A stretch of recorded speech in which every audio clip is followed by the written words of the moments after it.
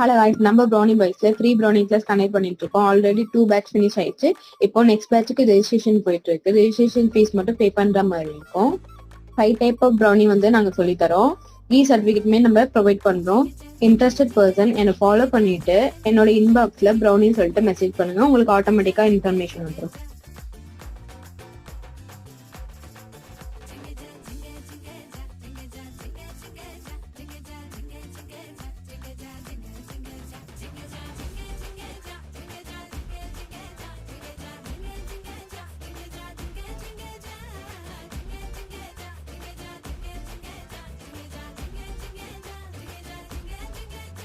எங்க